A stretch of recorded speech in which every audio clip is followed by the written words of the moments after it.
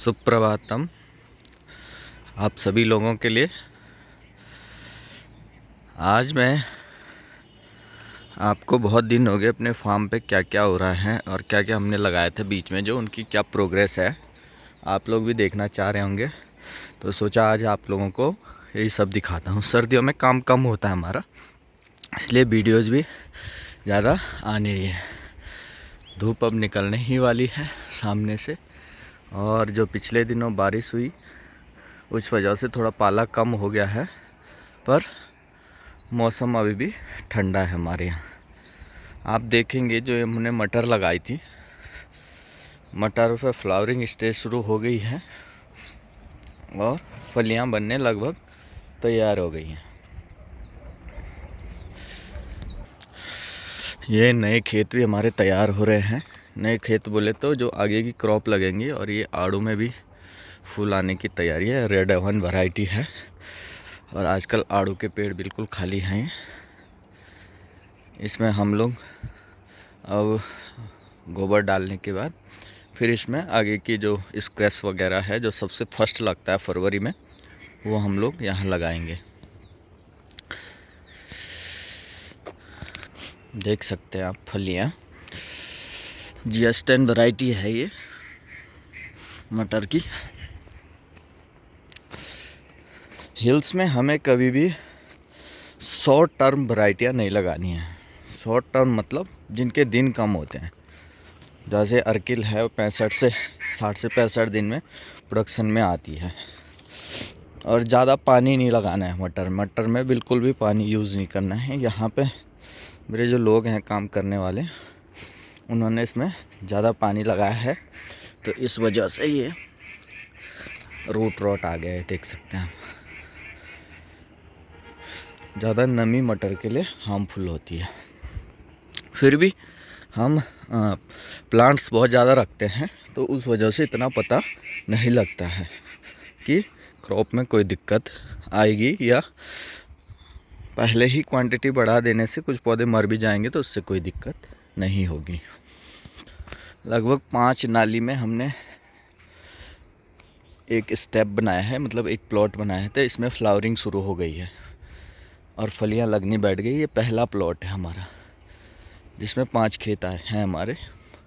1 2 3 4 5 से 6 खेत हैं, और 2 वाला है, इसमें 2-3 ही खेत हैं। इसमें अभी तक फ्लावरिंग शुरू नहीं हुई है। यहाँ ये खेत बहुत टाइम से रनिंग में है, और ये 1-2 साल से हम लोग रनिंग में लाए हैं। तो दोनों खेतों में एक ही दिन बुआई हुई है, इस वाले और इस वाले में। तो देख सकते हैं आप ग्रोथ का कितना फ़र्क है। नीचे बिल्कुल भी हाइट नहीं आई है प्लांट्स में, क्योंकि न्यूट्रिएंट की बहुत कमी है। ये उन्हीं ऊपर वाले खेतों के साथ बोए गए थे। ये भी 4 खेत हैं, 2 वहाँ ऊपर हैं और 2 ये नीचे हैं। तो 4 भी सेकेंड स्टेज में है हमारे। और जो सबसे ज़्यादा 10 नाली 15 नाली से ऊपर बुआई की गई है वो है, तो जर्मिनेशन बहुत कम हुई है, क्योंकि यहाँ पानी भी बहुत ज़्यादा हो जाता है बरसात में, तो खेत जल्दी सीखते नहीं है। फिर भी हम बीज डाल देते हैं, क्योंकि हमारे पास कोई ऑप्शन होता नहीं है। तो जितने भी पौधे होंगे कुछ ना कुछ इनमें हो ही जाएगा। खाली रखने से तो कुछ ना कुछ हो ही जाए। पॉन्ड में, फिश पॉन्ड में आजकल हम लोगों ने पानी बिल्कुल डाउन किया हुआ है। 1 फीट ज़रूरत है नहीं पानी की, और दूसरा इसको रिपेयर भी होना है टैंक को इस बार, तो इसलिए इसमें पानी कम ही रखा है, क्योंकि ये पूरा टैंक यहाँ से भी डैमेज हो गया है और सामने से भी मिट्टी बिल्कुल नीचे आ रही है, तो इसको पूरा रिपेयर होना है इस साल। यहाँ आजकल भी पानी भरा हुआ है इन खेतों में।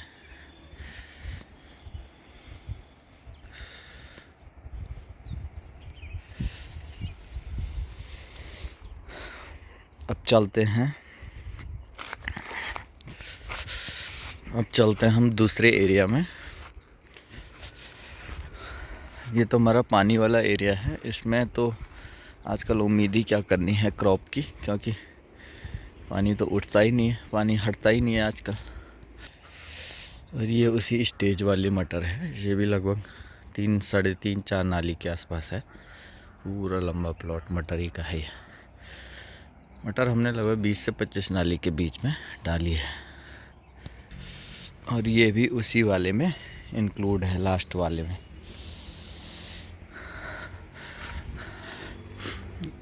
अगर जब हम नवंबर 15 के बाद बुआई करते हैं तो जर्मिनेशन बहुत ही कम होती है। उसका रीज़न ये है, टेम्परेचर डाउन हो जाता है और जर्मिनेट नहीं हो पाता है। ये एक पॉली हाउस पहले लगा है हमारा, और 2 इस बार और लगेंगे। इसका पूरा सामान आ चुका है। अभी थोड़ा टेम्परेचर बढ़ेगा तो फिर सीट वगैरह खींचने का शायद ये लोग काम करेंगे।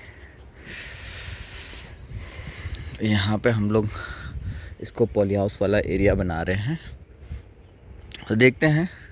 इन्वेस्टमेंट तो कर ही रहे हैं कि कितना इसमें लोगों के लिए एक वो हो जाएगा, देखने के लिए कि कितने इन्वेस्टमेंट हुआ है और कितना प्रॉफिट आ रहा है। पुराना वाला तो अभी खाली है बिल्कुल, क्योंकि इसमें हमने मोर लोडर लगाई थी। तो मोर लोडर वैसे लगातार चल तो रही है।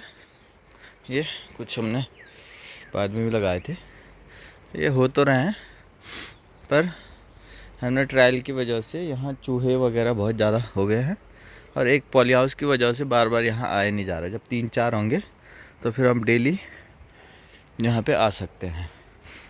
उसका ज़्यादा पॉली हाउस रहेंगे तो एक आदमी की ड्यूटी हमें यहीं लगाने के लिए होती है।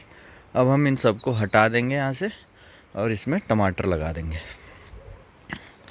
टमाटर हमारे अभी दिखाता हूँ आपको, वो तो रखे हैं, जर्मिनेट हुए नहीं हुए वो अभी वहाँ जाके पता लगेगा।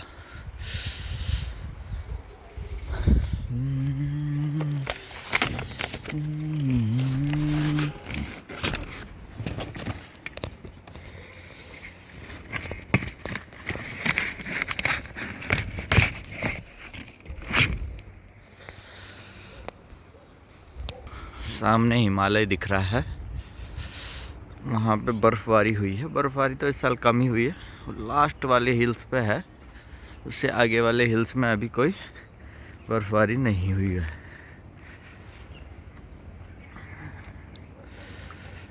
वहीं सामने केदारनाथ साइड में है, और उसके लेफ़्ट में केदारनाथ है, राइट में तुंगनाथ। आप ओखीमठ दिख रहे हैं, जो बिल्डिंगें दिख रही हैं सामने।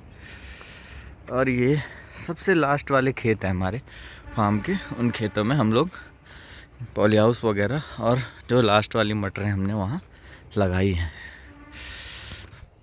ये ऊपर वाले जो खेत दिख रहे हैं ये पत्ता गोभी ब्रोकली के हैं। तो ये नीचे से आप देख सकते हैं खेत बिल्कुल भरा हुआ है। अभी ऊपर आप देखेंगे तो कैसे दिखता है, आप लोग देखिए। ये ब्रोकली, ये इंडम की कृष्णा वैरायटी है, देख सकते हैं आप। ये हमारी अभी तो चिलिंग में है, ग्रोथ ज़्यादा आ नहीं रही है, बट अप्रैल तक ये शुरू होगी। अप्रैल तक इसमें लगभग प्रोडक्शन आएगा हमारा।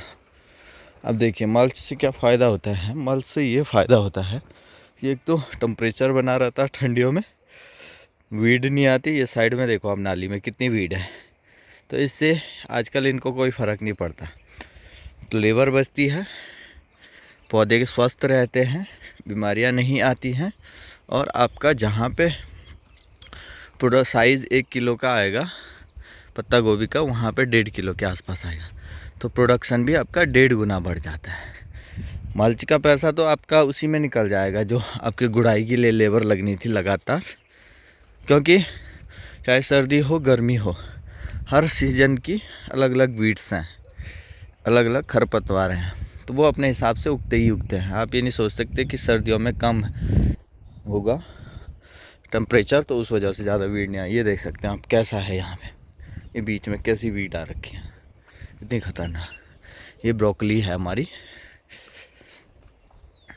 यहाँ पे हमने 3 से 4 हज़ार पौधे लगाए हुए हैं, 5 हज़ार के आसपास हो सकते हैं। ब्रोकली सबसे पहले खाली होगी यहाँ से, तो इसमें फिर हम खीरा डाल देंगे।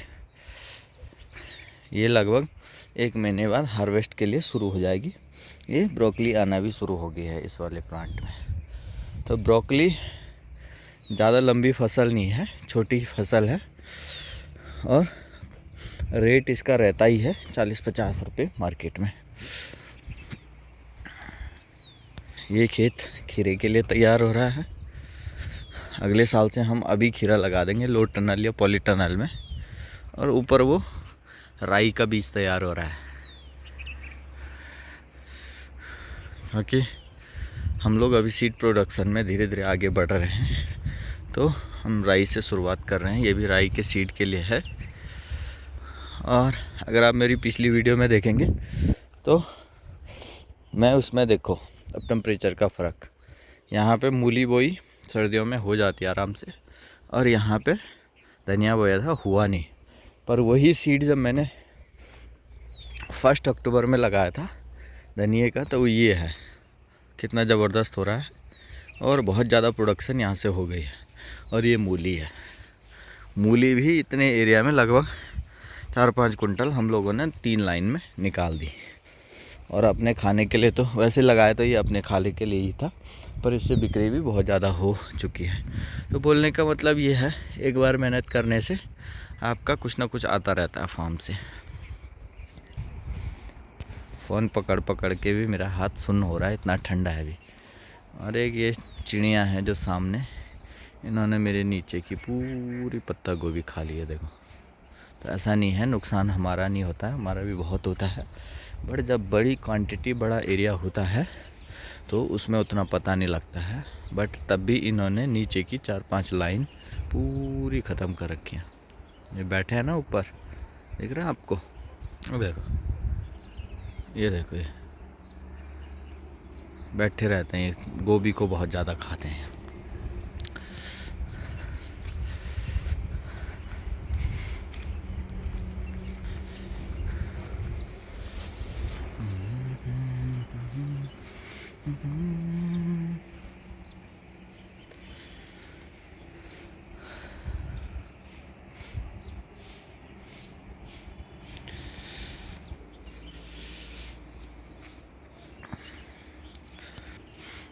आगे के वीडियो देखने के लिए जुड़े रहिए।